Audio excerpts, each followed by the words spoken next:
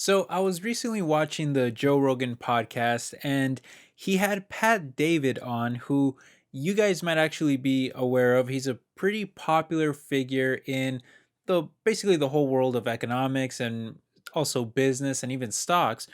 And on the podcast episode, they brought up the subject of NFTs, which really caught my attention. And even though this channel is primarily focused on the stock market, I do think that it's kind of fun to once in a while talk about other types of investments as well. And I use the term investments very loosely here when talking about NFTs because I do think that they can be very shady in a lot of ways, which we will discuss in the video. But I promise to be as unbiased as possible and really give them an honest view and chance as a possible investment. Although maybe a better term would be something like speculative gamble, but we'll talk about all of that in today's video. Anyway, a lot of people have been asking me for my opinion on NFTs lately, and that's what we're gonna break down and talk about in today's video. So I'll give my honest view and opinion on all of it. We're gonna break down what NFTs are. I'll explain how they work. I'll let you know if I think that they're a scam or if there's actually some investing potential or even at least some gambling potential there with NFTs. And at the end of the video, I'll even show you some NFT marketplaces online in case you do want to look into NFTs even closer. I'll list off some of the ones that catch my attention the most and that I feel are at least a little more trustworthy than some others that I've seen out there. And by the way, speaking of trustworthy and stuff like that, I'm not saying this to brag, but I do try very hard to be honest and unbiased on my YouTube channel. I'm not saying that other YouTubers are not honest and trustworthy. I'm sure there's a lot of great ones out there, but that is something that I focus on heavily here. So I hope that you guys can appreciate my honest take on NFTs. I'm not trying to sell you anything. I'm just giving my honest views on them. And I hope you guys appreciate that. And I hope you also enjoy the video. And if you do, please consider hitting the like button because it really helps the channel out a lot and it means a lot to me. But with that said, let's go ahead and jump into this.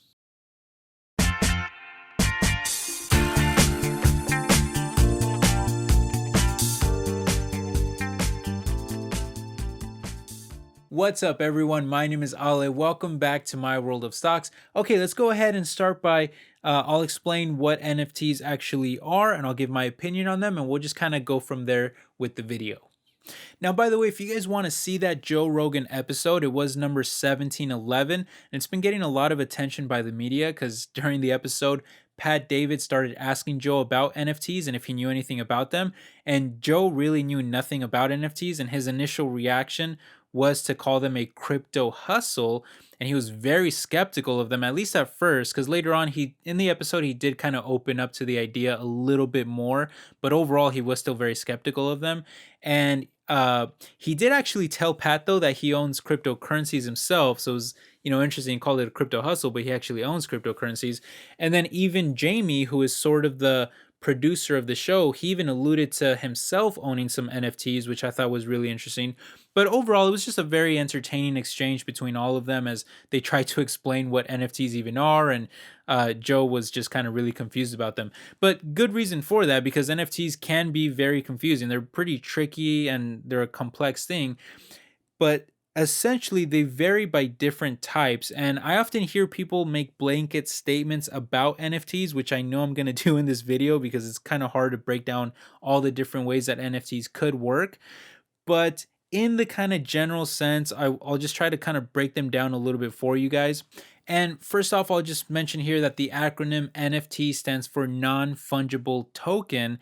And I know what you're thinking, what the heck does non-fungible even mean? Well, that really just means that it cannot be replicated. So in other words, these are unique tokens that cannot be recreated or duplicated in terms of them being like a one-to-one ratio. Each one is individual. They are unique, identifiable digital tokens. So while they are similar to cryptocurrencies like Bitcoin in that they're both digital tokens and they both run on blockchain technology to verify and authenticate the official owner of those tokens, they're actually different though in that each NFT is unique and is not the same as another NFT, meaning non-fungible, while something like a Bitcoin token is exactly the same as another Bitcoin token and is therefore fungible. If you trade one Bitcoin for another Bitcoin, you will basically end up with the same thing. NFTs are different though because they actually represent some kind of unique digital object. And it can even represent a real world object too, although that's a little more rare and also complicated. But we'll talk more about that a little bit later in the video. But just sticking to the completely digital side of things for now, these NFTs or digital objects or items, however you want to think of them, they can range from digital art to music to video clips to animated GIFs and a lot more. Where it does get even trickier though is that NFTs don't necessarily give you the copyright to something. So, for example, just because you buy the NFT of a digital photo of the Mona Lisa painting by Leonardo da Vinci, it doesn't mean that you all of a sudden own the actual rights to the Mona Lisa or that more digital versions of the Mona Lisa can't be created. You simply own the rights to that particular NFT and that's it. And I know that sounds weird. It's honestly the hardest thing that people struggle to understand, but the easiest way that I can kind of explain this concept or why you would even want to own a certain NFT is simply because of bragging rights. For example, there might be millions of digital Mona Lisa pictures because they can easily be, copied and pasted like all the time, and they can even be recreated. There can be many different types of NFTs made of the Mona Lisa. However, if you own the official NFT of maybe the official Mona Lisa that was, ideally created by whoever owns the rights to the Mona Lisa, and they say, okay, this is the official digital NFT of the Mona Lisa, and I'm only making one of it, and this is the only one, then you can go around bragging to people that you are the official owner of the online digital version of the official Mona Lisa in an NFT form. And so, even though there may be like millions of copies of that digital art, you can show off your NFT to your friends or whoever and say, yeah, but this is the official kind of original one that is ideally officially licensed to, and I have it stored as an NFT and I am the official owner of it. So at the end of the day, it's basically about having bragging rights, and for whatever reason, a lot of people are actually willing to spend unbelievable amounts of money for that. In fact, let's run through some real examples of digital NFTs that sold for ridiculous amounts of money. For example, Elon Musk's wife, Grimes, she sold over $6 million worth of NFTs that were literally just images and short videos set to her music. There's also Logan Paul, who sold video clips from his Pokemon unboxing videos on YouTube for around $20,000. And he even made a digital Pokemon styled card of himself as a boxer for around $17,000. There was even this Gucci ghost moving image. I guess it's like a GIF or something, and it sold for almost $4,000. And the owner is now asking for over $16,000 for this dumb little thing. But if you think all of these NFT sales are crazy, one of the most expensive NFTs ever sold was a 69 million with an M, we're talking $1 million digital image from an artist called Beeple. $69 million. That is freaking insane for just a digital image on the internet. This is so crazy. And of course, when you're talking about this much money, you're also going to see large companies try to get in on the action.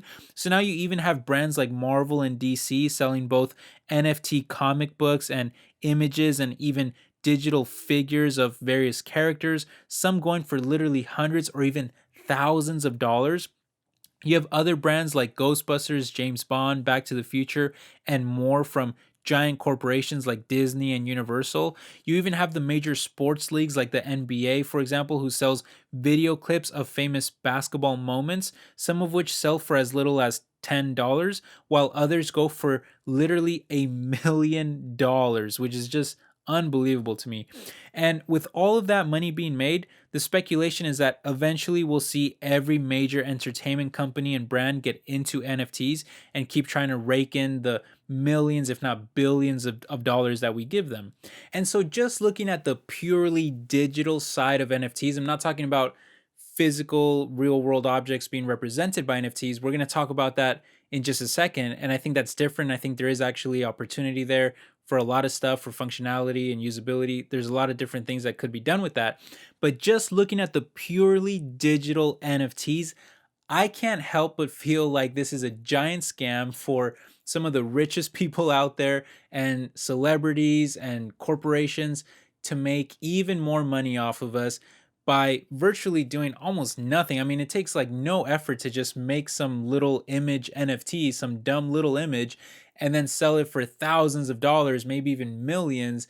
This sounds insane to me. I can't help but feel that the NFT market is, it has to be in a bubble, because when you're selling video clips of like in the NBA, someone doing a dunk and it sells for like $1 million, that's got to be some kind of a bubble there. So I feel that NFTs are incredibly dumb. Like I would never want to own NFTs just for owning them, just to show them off to people.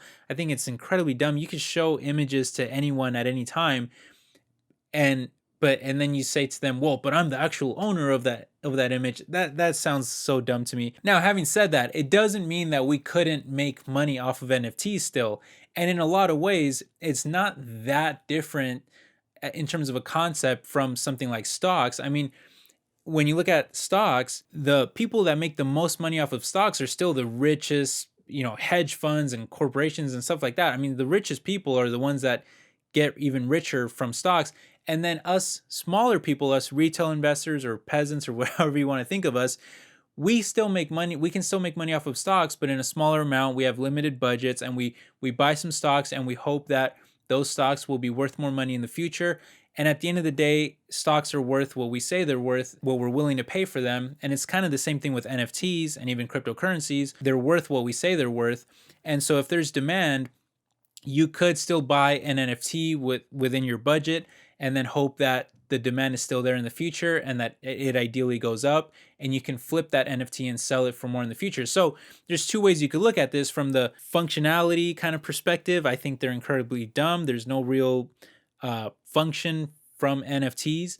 Not talking about physical objects, that's different. I think there is function there, but talking about purely digital NFTs, and I'm talking very broadly here because there are actually different types of NFTs. There's different ways that we could look at NFTs and what some people are using them for. But I'm speaking very broadly here in the general sense, where in the case where like some artist makes some digital image and that digital image gets replicated and everyone has a copy of that digital image, but someone just wants to know that they are the owner of that digital image and they're willing to pay like $1 million for that. That sounds insane to me. I think it's incredibly dumb. But then there's also the side of, well, is it an investment? And I think from that perspective, I mean, you're obviously speculating here, you're obviously gambling here, and it's very similar to like cryptocurrencies, but actually cryptocurrencies can actually be used for a lot of things. NFTs is a little different. In the broad sense, I think it's really dumb, and I would personally not invest in NFTs. However, there is a scenario where I would actually invest in NFTs, but a lot of different things would have to happen for me to be interested in them. For one, I would only invest in NFTs that are officially licensed by big brands, by very popular brands, so that I know that there will still be hype and demand for them because they're popular brands. And there would have to be a marketplace that is very secure and is very popular, that everyone uses, and it's a common thing. And it has to have officially licensed stuff on there from big brands like Star Wars and, Disney and stuff like that. And there needs to be more transparency. There needs to be more regulations. And there needs to be, I want to know that there is a limit on what is being produced in terms of the NFT. Because, for example, Marvel could make a Spider-Man image and make it into an NFT, and they can make as many of that NFT as they want. They can make a bunch of NFTs that is of the same kind of Spider-Man image, and if they produce it into a gigantic amount, it'll make yours worth a lot less. And the same thing happens with cryptocurrencies, right? Some cryptocurrencies have a limit in terms of how many tokens can be produced, and some cryptocurrencies have no limit, and they just keep creating them, and it devalues them. So a similar thing happens with NFTs. Yes, NFTs are unique, but you can still create as many NFTs as you want of some kind of image, or so they could still devalue it that way. Now, a lot of these companies and stuff, they do put limits on how many NFTs they make. And sometimes people will say, well, I'll only make one NFT of this artwork or things like that. So but you're still kind of trusting them. Or ideally, there's a contract there that says that they'll only produce one or they'll only produce 10 or whatever. So you need to know that. Like what I'm trying to say is that you need to know those limits. You need to know how many are going to be produced. There's a lot of things that you need to be aware of here. And at the end of the day, I just feel like I'm going to be wasting too much time studying the market, studying the prices, trying to stay on top of everything, hoping that the market is not in some kind of giant bubble that is going to burst and people are going to all of a sudden realize how dumb NFTs are and that my NFTs will crash. So there's too much stress there that I'm just not really feeling. So I'm personally not going to invest in NFTs. However, I do think that there is actually a lot of functionality and usability from NFTs that represent real world objects. And I'm going to talk about that right now. I'll first break down some marketplaces in case you are interested in NFTs and you want to look at NFTs. I'll break down some marketplaces that I feel are maybe a little more trustworthy or that you could kind of keep an eye on. And then I'll also talk about a marketplace that is aiming to sell NFTs that represent real world objects. And I actually think that could be the future of NFTs. And I think there's a lot of potential there. So I'll also talk about that. So let's just run through these right now. Okay, now before we look at a couple of officially licensed brand marketplaces, I'll just quickly mention the two most popular kind of broad marketplaces overall right now.